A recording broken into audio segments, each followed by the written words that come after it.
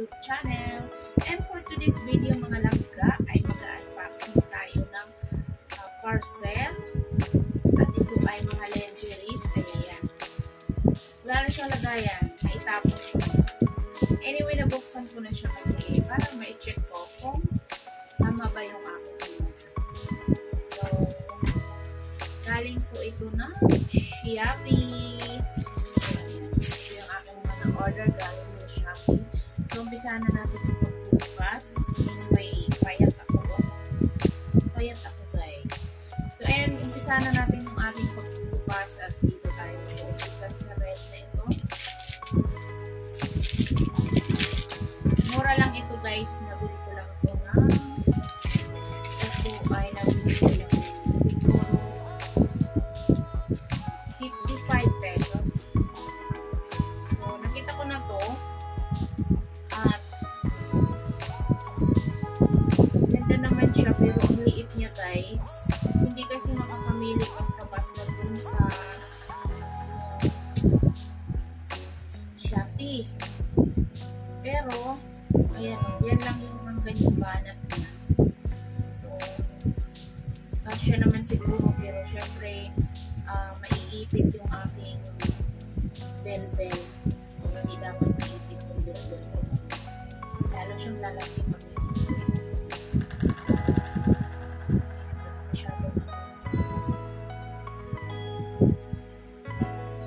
so, ano nga po, hindi kumaga ay siguro pag na-stretch siya ng ganyan, okay naman siya.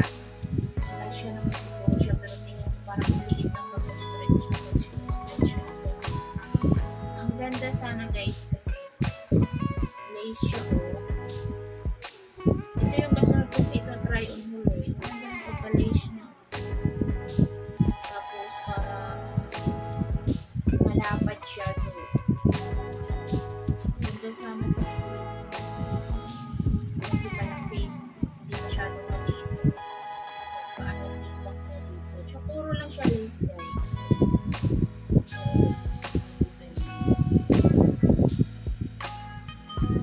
Ganda pati ng kulay. Tapos may tayo siya. So, kaya po ako ng mga ganito dahil syempre ginagamit sa membership. Magawa ng video. So, ito yung ating first item na in-order. Ilagay muna natin yung ingay sa labas nito. Ito naman, guys, ay wala na rin yung plastic at naitapon ko. Unahin natin yung kanya party. So, parang gandahan din ako dito dahil dito yung tatlo na ito is garter. At nababanat din siya ganyan. Pero, large ito, guys.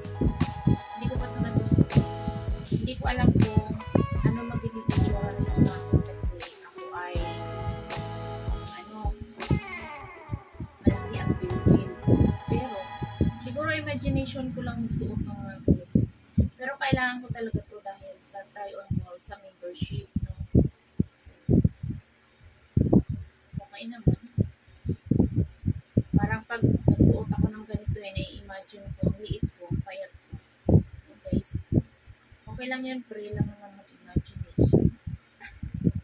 At least, kumbaga may amor pa rin ako magsuot ng mga ganito. Pero sa totoo lang talaga, guys, hindi ko ito nasusuot sa pang-araw-araw. Isusuot ko lang ito kapag ako ay gagawa ng aking content for membership sa Patreon or sa aking membership sa YouTube. So, yan. Mas ang turn niya is ito. Tiningnan ko sa online kung paano siya suotin. Ayan, guys. Ganyan siya.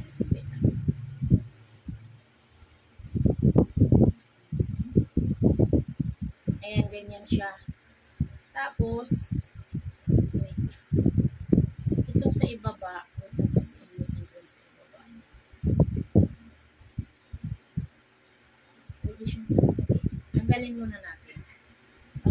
natin kung para sa.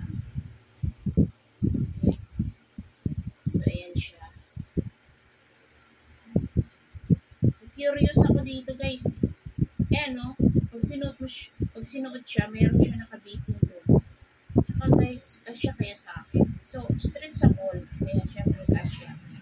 Pero hindi ko pa ito siya nasusunod. Syempre, sa akin, siguro, kailangan ko i-adjust dito. Dito sa mga dito. Kailangan ko siya i-adjust para ano siya. Kasya siya. Talaga naman. Talagang mahaba ang ano ko. Balikat.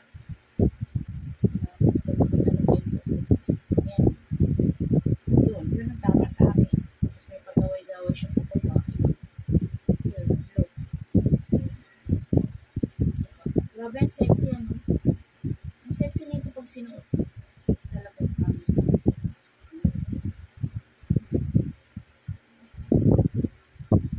Kaya mo ba? Kakayanin. So, yan. Itong kulay na ito is red siya, pero may parang may pagka ano, guys, may pagka maroon. Then teka lang, parang hindi pa ako tapos mag-review. Then lace siya dito, kaya lace siya dyan, kaya pag sinuot mo siya may maaaninag. Ayun, lace. So may aaninag, pero pag malayo hindi makikita, diba? Pero kung maitim yung ano mo, kitang-kita.